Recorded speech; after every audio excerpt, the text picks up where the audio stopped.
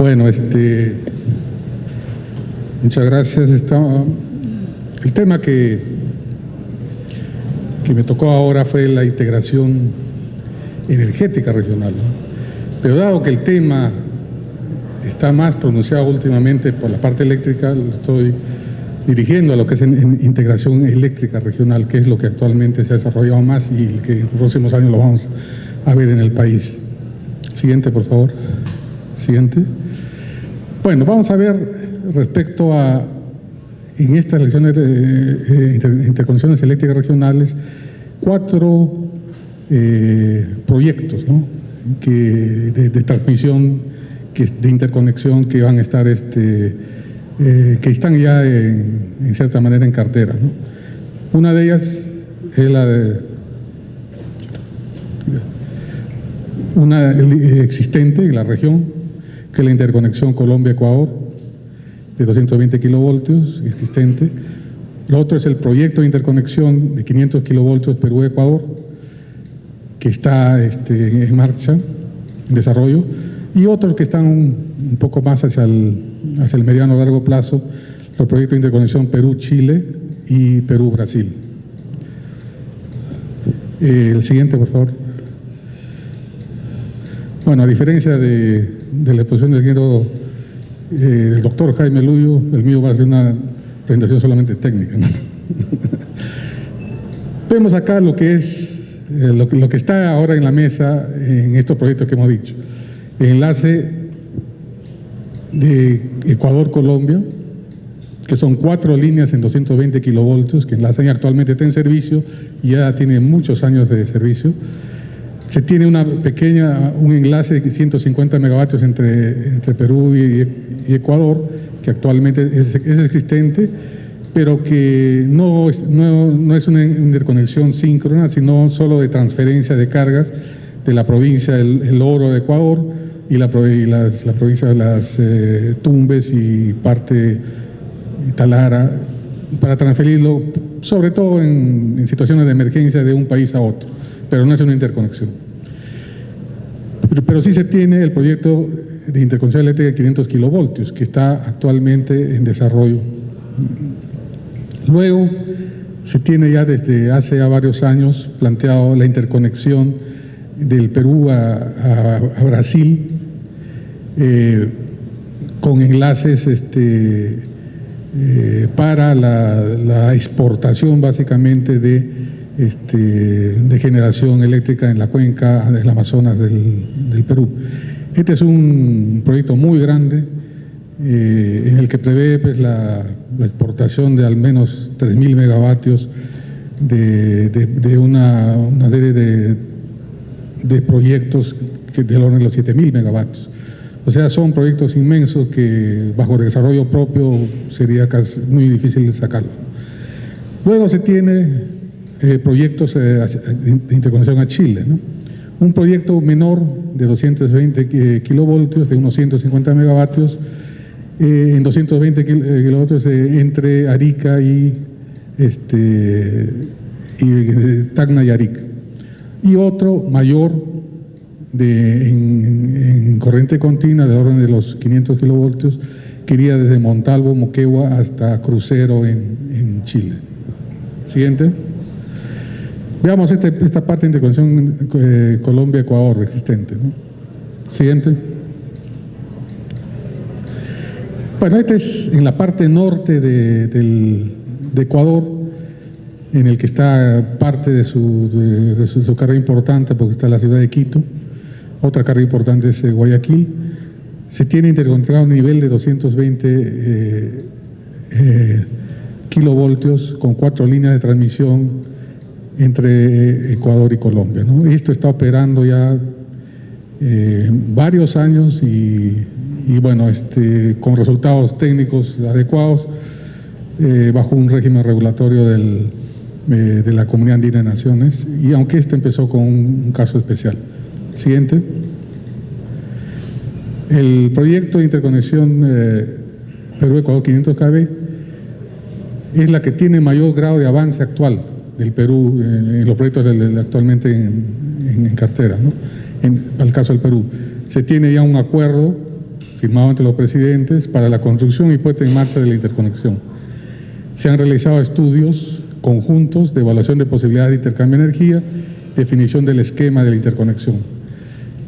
El esquema de la interconexión al final llega de Chorrillos en Ecuador, que está cerca de Guayaquil, Pasaje, la subestación Pasaje, Piura y La Niña, alrededor de 600 kilómetros de un solo circuito en una primera etapa.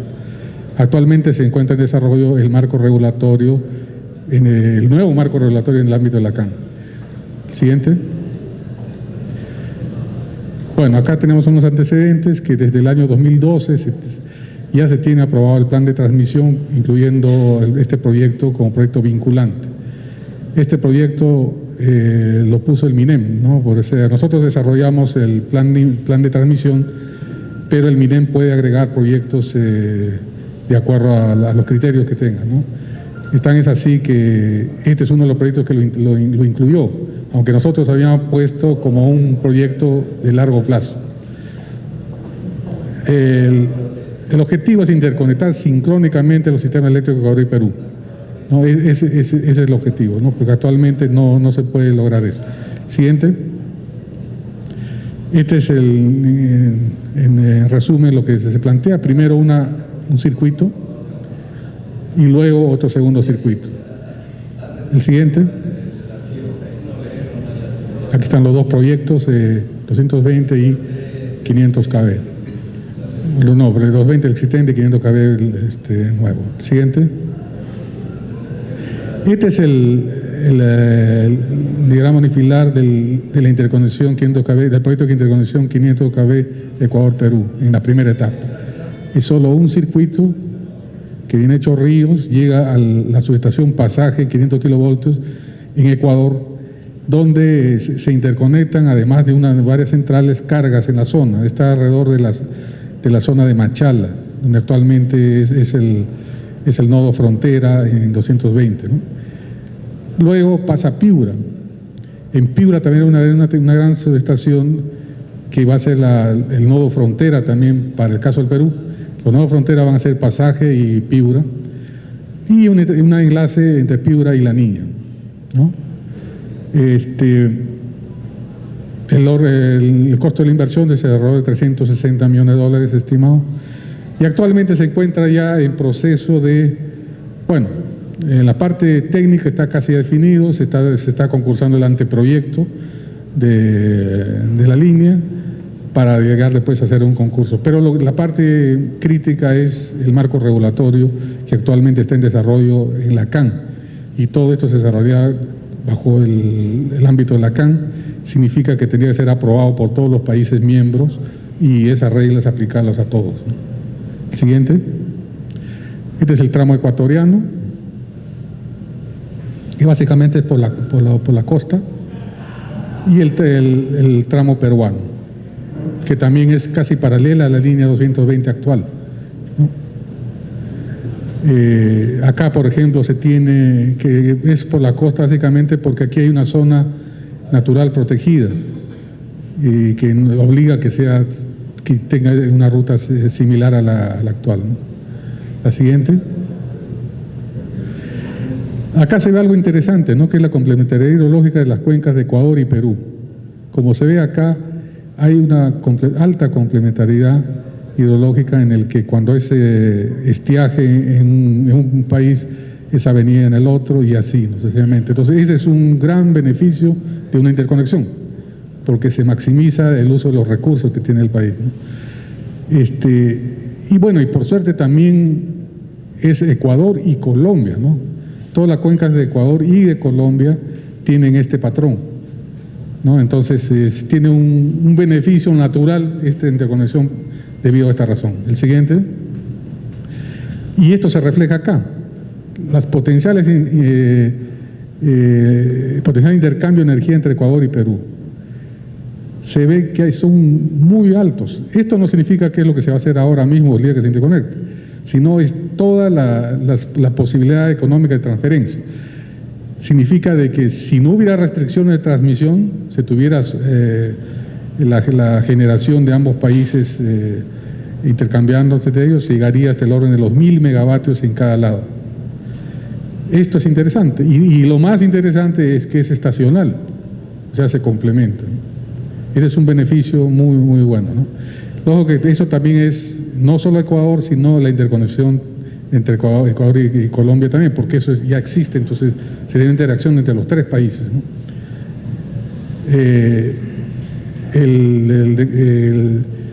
Pero al inicio del proyecto, con un solo circuito, no va a llegar a estos niveles, ¿no? ¿Por qué? Debido a razones técnicas de la robustez del enlace. Gráficamente se puede decir acá, nosotros tenemos la mayor fuente de generación en el centro y ahora con el nodo energético del sur, en el sur del país. Y hacia el norte muy pocos proyectos nuevos, casi nada. Ecuador sí tiene un sistema, unos proyectos agresivamente, son 2.800 megavatios de proyectos que van a entrar el año 17. O sea, es una cantidad muy fuerte en hidroeléctrica, ¿no? Pero da el caso pues de que como se tiene un solo circuito de 500 kilovoltios prácticamente desde Lima hasta Guayaquil, son casi 1.500 kilómetros de línea con un simple circuito. Entonces no se puede llegar a los niveles que están acá, porque simplemente por seguridad no se puede, se requiere redundancia, y eso no se tiene ahora, ¿no? Entonces, por lo tanto, los niveles van a ser mucho menores al inicio, en la primera etapa, y cuando se complete la segunda etapa y se robustezca la generación en el norte del Perú, otra es la situación, y ahí sí se llegaría a tener un mayor beneficio en la interconexión. El siguiente.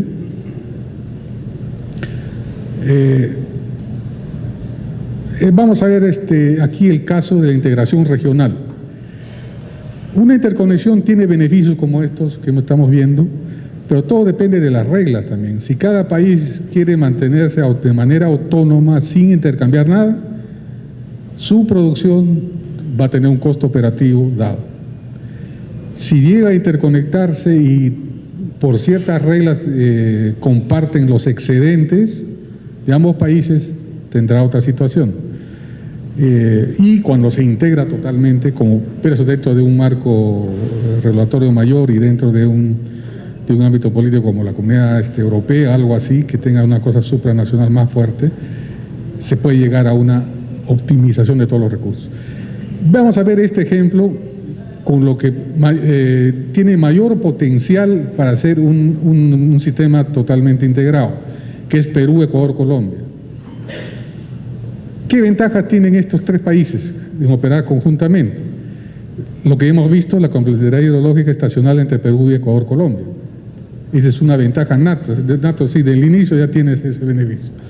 Luego, bueno, en el Perú hay gas natural, y el gas natural hace de que los periodos de estiaje o los que puedan tener déficit en las zonas, se puede compartir eso.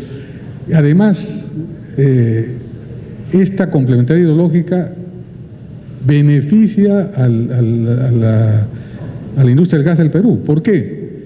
Porque si nosotros vamos expandiendo en generación hidroeléctrica, las cuencas, en el Perú la generación hidroeléctrica va a ser muy variada en avenida y estiaje. Y tenemos el gas que lo complementa, ¿no? Entonces se tiene unas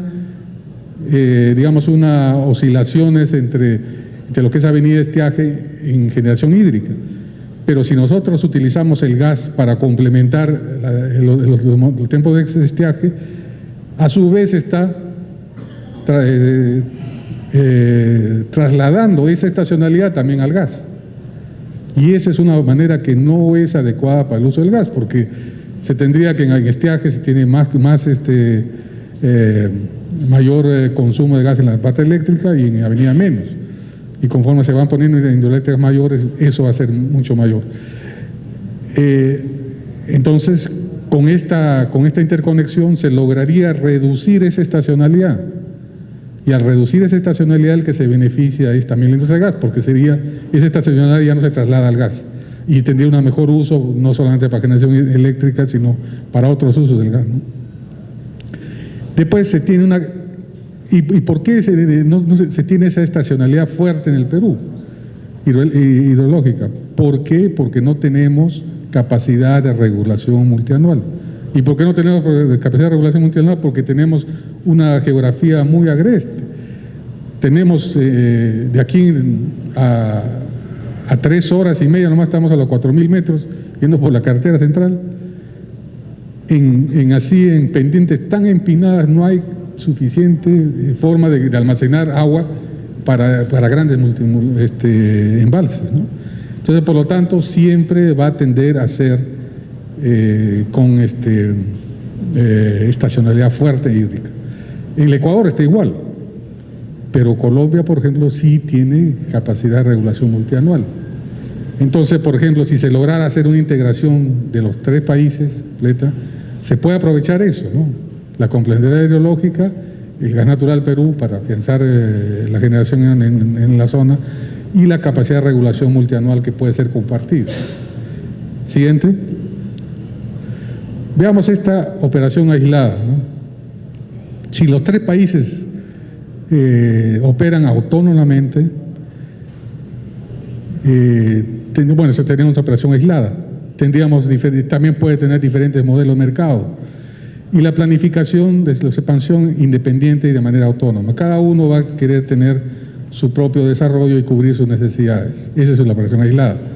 El siguiente, una operación coordinada. Es lo que más o menos se puede lograr en el corto o mediano plazo. Es integrar esto, pero no todo el tiempo, sino de acuerdo a ciertas reglas y para exportación de excedentes, ¿no? O sea, eso hace de que siempre se esté un poco receloso del vecino y no puedas compartir todo. Bueno, esto tiene su origen también a nivel internacional con lo que le pasó a Chile cuando confió toda su expansión eléctrica, energética con el gas de Argentina, y luego en un tiempo se cortó todo. Entonces hubo un cambio tal de que el efecto entre todos los países es saber que no confíes en tu vecino porque te puede pasar lo mismo. Y si es así, es una mala señal, pues, para poder aprovechar todo el beneficio que pueda tener una interconexión. Pero de todas maneras, esta interconexión coordinada con ciertas reglas tiene beneficios y puede ser aprovechado. El siguiente, por favor. Y una operación integrada, ¿no? Si todo lo viéramos como si fuera un solo país, habría un despacho centralizado como un solo sistema, una optimización de todos los recursos disponibles, un modelo de mercado podría ser integrado, como las mismas reglas para todos, y una planificación integrada. Entonces puede haber el mejor proyecto de la zona se desarrolla primero, luego los demás. ¿Qué beneficio tendría? Pues energéticamente sería lo más adecuado. Ahora políticamente es lo que menos probable se pueda llegar a cabo. El siguiente. Y aquí vemos, ¿no?, que la operación aislada es la más costosa. Luego la operación coordinada y la menor costo es el costo de operación integrada, en todo sentido, ¿no? Entonces, si se lleva hacia la operación integrada, hay un beneficio económico real y que beneficia a todos. Pero obviamente desde aquí hasta allá todos son decisiones del tipo político, ¿no?, entre los países. El siguiente. El proyecto Perú, interconexión Perú-Chile. En caso de Chile es diferente. ¿Por qué? Porque para Chile básicamente es exportación de energía. ¿Por qué? Porque Chile es deficitario de energía y nosotros sí tenemos recursos energéticos. Entonces, cualquier interconexión con Chile no es una integración que va a tener beneficio por complementariedad hidrológica, por nada de esto. Simplemente es por exportar energía, así con toda la palabra, ¿no? Entonces acá tenemos, aquí hemos denominado lo que se llama generación eficiente, ¿no? Nosotros actualmente tenemos generación a petróleo diésel con los proyectos de reserva fría, los proyectos del nodo energético también inicialmente van a operar a diésel. Esos proyectos, esa generación no se puede transar, no se puede comercializar, porque son muy caras. Entonces hemos definido un término que se llama generación eficiente. Esa generación eficiente es aquella en que se suma el gas, hidro y carbón, gas natural, hidro y carbón. Esa generación es de bajo costo y que puede sí ser compartido con los demás países, otros no. Entonces, si vemos acá la demanda y la expansión de la generación con los proyectos que ya están dados, aquí hay uno que todavía está en duda, la parte de la licitación de las hidros, prácticamente estaríamos casi tas con tas hasta por lo menos el año 20. Entonces, no hay excedente exportable de generación eficiente, ¿no es cierto? Y tampoco es económico tenerlo, ¿no? Luego, con la llegada del gas al nodo energético, sí habría una importante generación excedente y así, ¿no? Entonces, a ver el siguiente. Y acá, por ejemplo, si es que hubiera más generación al final. Entonces, definitivamente cualquier proyecto que se pueda definir, si se decidiera así, de exportación, tiene que ser cuando hay excedente dado. Y esto no lo tendríamos sino hasta a partir del año 20 para adelante. ¿No es cierto? Entonces, con Chile, si se decidiera hacerlo, también sería algo similar. El siguiente. Bueno, esto es lo que estamos diciendo ahora, que hasta el año 20 no tenemos excedentes de generación eficiente, por lo tanto no podría interconectarse, y a partir del año 24 sí podría haber un excedente menor. Pero para una gran exportación sí se requiere tener proyectos específicos, o sea, proyectos para exportación. Siguiente. Y este es el caso de la interconexión con Chile. Se tiene la interconexión de 220 kV entre Arica y Tacna y Arica, que es muy pequeña, 150 megavatios, y el otro de 1000 megavatios hasta Crucero, desde Moquegua a Crucero. El siguiente. Estos son los dos proyectos. Siempre va a haber convertidores. ¿Por qué? Porque Chile es de 50 Hz y el Perú es de 60 Hz. Siempre tiene que haber eso. Es un costo adicional.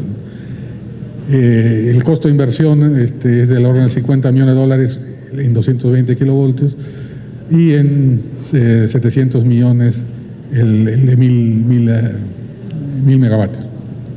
El siguiente. Aquí el caso de Brasil, rápidamente, bueno, hubo un acuerdo binacional de suministro de exportación de electricidad y para interconexión asociada a desarrollo de grandes proyectos, ¿no? De alrededor de 6.700 megavatios. No ha habido avances y, bueno, no ha sido aprobado por el Congreso. Se mantiene un esquema de actualización del plan de transmisión del 2013 al 2024. Este también es, al igual que la Chile, es un proyecto de exportación. Pero si bien en Chile la exportación puede ser menor o proyectos o cantidades menores, este sí tiene que ser grande. ¿Por qué? El siguiente. Por esto, ¿no? Que, bueno, acá se tiene que hacer unos 700 kilómetros de la frontera, se tiene el desarrollo del proyecto Madeira, hidroeléctrico Madeira, que es un gran proyecto hidroeléctrico de Brasil, que lleva la energía hasta la costa atlántica, ¿no? La zona de Sao Paulo, Río. Entonces, por eso es que es factible técnicamente y económicamente exportar energía al Brasil, a todo el sistema de generación de Brasil, porque si no hubiera esta transmisión sería difícil hacerlo, ¿no? Simplemente se podría exportar a las ciudades limítrofes, que son cantidades pequeñas en el lado de Brasil, ¿no? Ahora, pero para exportar esto se requiere tener una masa crítica suficiente, ¿no? Porque si no, tampoco una central de 100 o 200 megavatios no se va a poder exportar ahí porque los costos de transmisión son muy altos, ¿no? Y además también es por el interés mismo de Brasil. Brasil crece al año 4.000 megavatios, o sea, toda la demanda actual del Perú cada año. Es enorme, entonces la demanda de eso, y simplemente sería un bocadito para un año. El siguiente. Bueno, y acá tenemos los recursos, ¿no? Los recursos hidroeléctricos hay muchos, de los 60.000 megavatios, estos son los que están desarrollados, en alguna manera están dentro del radar de lo que utilizamos en el plan de transmisión, que están con cierto grado de madurez, y hay muchos más, hasta los 60.000 megavatios, ¿no? Y tenemos desarrollado solamente el 10% de eso, ¿no? Entonces, esto es, para acá se ve que hacia el largo plazo se va a tener un sistema de transmisión en 500 kilovoltios que está indicado acá, que va a permitir tener una plataforma de interconexión con cualquier país limítrofe, excepto Colombia, que está muy lejos por la selva, con suficiente capacidad para intercambio entre las áreas y exportación. El siguiente. Estas son las grandes centrales del norte, ¿no? Veracruz, Chadín, Marañón. Aquí un potencial muy grande, solamente la central de Marañón son 1.500 megavatios y acá hay como otros 1.500 más, son casi 3.000 megavatios que hay potencial, aquí que están en proyectos y están en desarrollo, ¿no? Entonces aquí hay bastante generación. Esto coayudaría para la interconexión con Ecuador, porque esto más la transmisión de acá se podría lograr una interconexión plena con Ecuador y Colombia, ¿no? Siguiente. Bueno, eso son todo. Acá tenemos las referencias. Se tomó el estudio de planificación de los países andinos, el CINEA, que ese es un estudio muy interesante de lo que se han tomado los proyectos, un estudio que abarcaba Colombia, Ecuador, Perú, Bolivia y Chile, ¿no? Entonces de ahí se plantearon proyectos específicos que son muchos de los que están acá, ¿no? Después la propuesta de actualización del plan de transmisión, que lo pueden ver en la página web del COES. Ahí hay todo el detalle del desarrollo del plan de transmisión, inclusive base de datos, ¿no? Base de datos en Dixilen y en Perseo de la explotación. Y también un estudio de interconexión de Ecuador-Perú en 500 kilovoltios, ¿no? Que fue reservado para justamente este proyecto. El siguiente, y ahí nomás terminamos. Bueno, muchas gracias.